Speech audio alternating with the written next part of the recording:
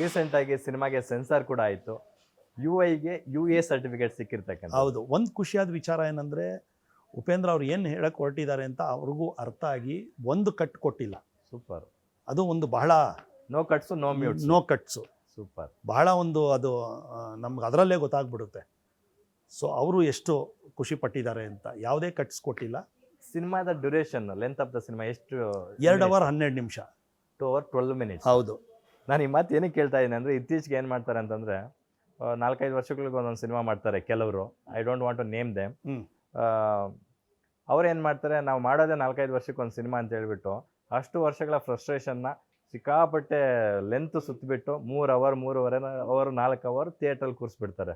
ನಮಗೆ ಕೂತು ಸಾಕಾಗೋಗ್ಬಿಡುತ್ತೆ. ಅರ್ಧ ದಿನ ಫುಲ್ ಕೂತ್ಕೊಂಡು ಸಿನಿಮಾ ನೋಡಬೇಕು. ಅದಕ್ಕೋಸ್ಕರ ಆ ಪ್ರಶ್ನೆ. ಇದು ನಿಮಗೆ ರಾಕೆಟ್ ಸ್ಪೀಡಲ್ಲಿ ಹೋಗುತ್ತೆ, ತೊಂದರೆನೇ ಇಲ್ಲ. ಉಪೇಂದ್ರ ಅವ್ರು ಯಾವುದೇ ರೀತಿ ವೇಸ್ಟ್ ಮಾಡಲ್ಲ.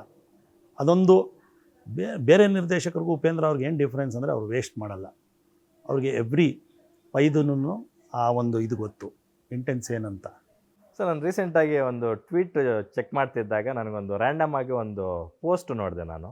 ಯಾರೋ ಹೇಳಿದರು, ಬೇರೆ ಬೇರೆ ಲ್ಯಾಂಗ್ವೇಜಲ್ಲಿ ಬೇರೆ ಬೇರೆ ಕ್ಲೈಮ್ಯಾಕ್ಸ್ ಇರುತ್ತೆ, ಬೇರೆ ಬೇರೆ ಲೆಂತ್ ಆಫ್ ದ ಸಿನಿಮಾ ಇರುತ್ತೆ ಅಂತ ಕೇಳ್ಪಟ್ಟೆ.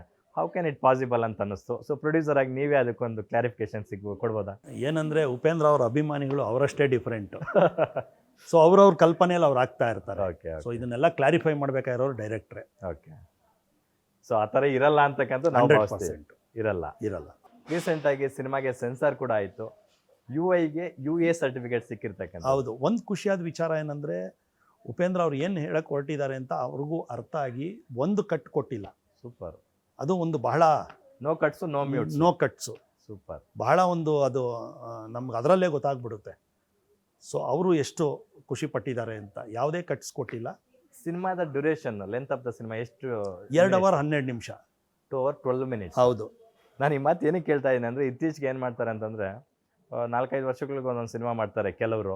I don't want to name them.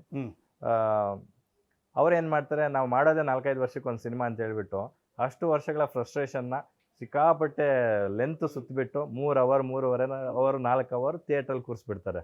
ನಮಗೆ ಕೂತು ಸಾಕಾಗೋಗ್ಬಿಡುತ್ತೆ. ಅರ್ಧ ದಿನ ಫುಲ್ ಕೂತ್ಕೊಂಡು ಸಿನಿಮಾ ನೋಡಬೇಕು. ಅದಕ್ಕೋಸ್ಕರ ಆ ಪ್ರಶ್ನೆ. ಇದು ನಿಮಗೆ ರಾಕೆಟ್ ಸ್ಪೀಡಲ್ಲಿ ಹೋಗುತ್ತೆ, ತೊಂದರೆನೇ ಇಲ್ಲ. ಉಪೇಂದ್ರ ಅವ್ರು ಯಾವುದೇ ರೀತಿ ವೇಸ್ಟ್ ಮಾಡಲ್ಲ. ಅದೊಂದು ಬೇರೆ ನಿರ್ದೇಶಕರಿಗೂ ಉಪೇಂದ್ರ ಅವ್ರಿಗೆ ಏನು ಡಿಫ್ರೆನ್ಸ್ ಅಂದರೆ, ಅವ್ರು ವೇಸ್ಟ್ ಮಾಡಲ್ಲ.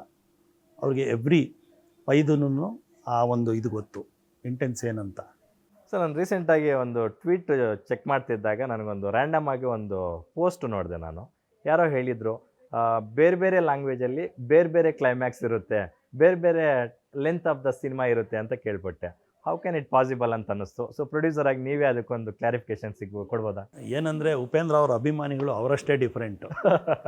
ಸೊ ಅವ್ರವ್ರ ಕಲ್ಪನೆಯಲ್ಲಿ ಅವ್ರು ಆಗ್ತಾ ಇರ್ತಾರೆ. ಓಕೆ. ಸೊ ಇದನ್ನೆಲ್ಲ ಕ್ಲಾರಿಫೈ ಮಾಡಬೇಕಾಗಿರೋರು ಡೈರೆಕ್ಟ್ರೇ. ಓಕೆ. ಸೊ ಆ ಥರ ಇರಲ್ಲ ಅಂತಕ್ಕಂಥ ನಾವು 100% ಇರಲ್ಲ. ಗ್ಯಾರಂಟಿ ನ್ಯೂಸ್, ಸುದ್ದಿ ಖಚಿತ, ನ್ಯಾಯ ನಿಶ್ಚಿತ.